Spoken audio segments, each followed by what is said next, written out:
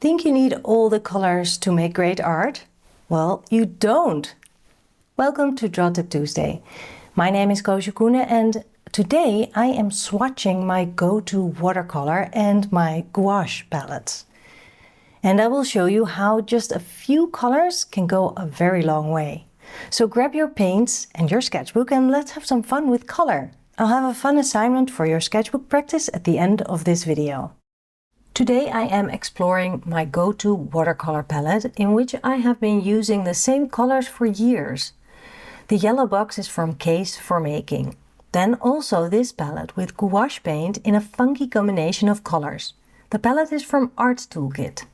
If you have a watercolor box, it's good to know your colors. And I don't mean knowing the names and pigments codes by heart, but knowing which color is where in your palette. So you don't mix up your brown with a dark blue, for example. Those can be dark colors in their pans and hard to see which is which. If you know where the colors are located in the box, it's much easier to work without getting frustrated. But also when you know how your watercolors behave when using a lot of water or a little bit of water, and when mixing them, you'll feel more confident when using color in your drawings. So, swatching, but also mixing, is a great practice when you're not so familiar with your palette yet. Making swatches can be extra fun when you make a drawing out of it. Let's draw the watercolor palette first. I'm using a Faber-Castell pit oil-based pencil.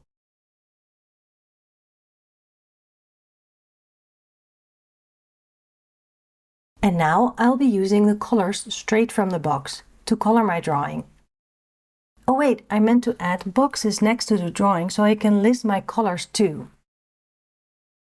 Okay, let's keep painting. I've been using this combination of colors in my water box for many years. I am very familiar with them. Along with a fountain pen filled with waterproof ink, they are my go-to for drawings. If you want to see how I mix watercolors, I made a video about that. I will link to it at the end of this video and in the description below. Let's do that again, this time drawing the gouache palette.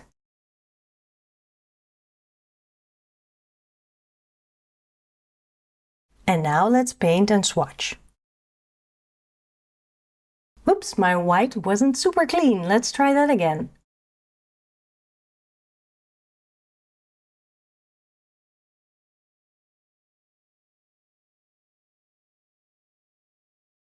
Just like with watercolors, wet gouache colors can bleed into each other when they touch. So let's dab that up and try again.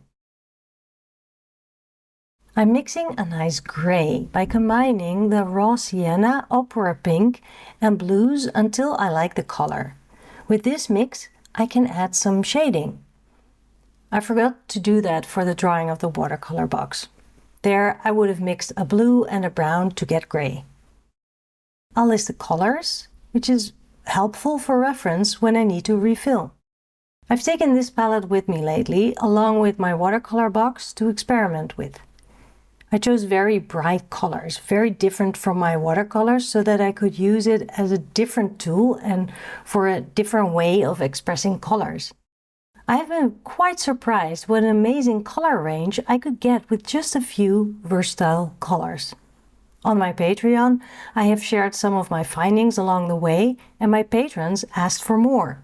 So this video and the ones that will be following this month were brought to you by them in a way. If you want to be part of that wonderful community, get peeks behind the scenes and more tips for your sketchbook, join me on Patreon too. By doing that, you also support me to keep making Draw Tip Tuesday videos for free here on YouTube. You'll find the link in the video description. Since my discovery of how little colors I needed when I was using the limited gouache palette, I've been thinking more about limiting colors and being creative with what you have. If you're considering to buy a new set of paint, for example, don't invest in all the colors, but be smart and grab 3 colors that can represent the classic primary colors: red, yellow, blue. Now, I'm not going into technical color theory here. I'm assuming you know the basics, that red, yellow, and blue are the primary colors, and from those you can mix all the others. What I do want to show you is how much freedom you have. You don't have to use traditional primaries. You can pick colors that are similar but a bit different, like opera pink instead of red, or ochre instead of lemon yellow. And still, you'll be able to mix everything you need. Greens that look way more natural than green directly from a tube. Oranges, purples, browns, grays. I'm selecting these primaries with my own twist.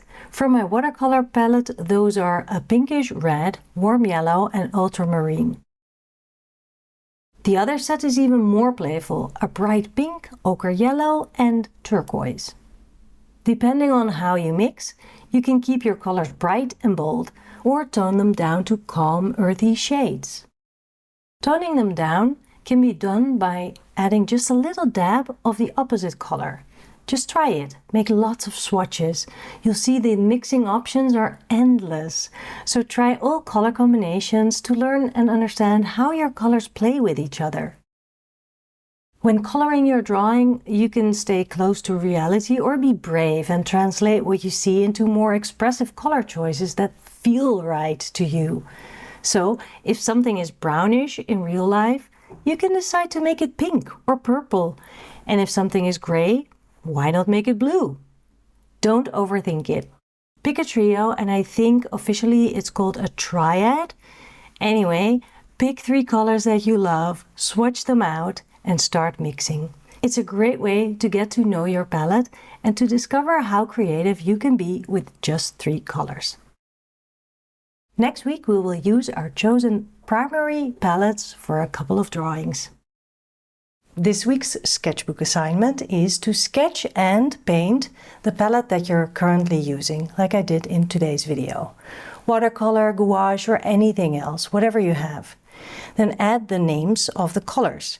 That's a great way to get to know your paints better. Then pick your primary colors. Choose your own version of a red, a yellow, and a blue from your palette. Be playful. Be expressive. Think opera pink instead of red or ochre instead of lemon yellow. These will be your custom primaries. And then start mixing. Mix greens, oranges, purples, browns, grays. Also clean your palette in between when it tends to get muddy. Then next week we will use our chosen primary palettes for a couple of drawings. I'll see you then.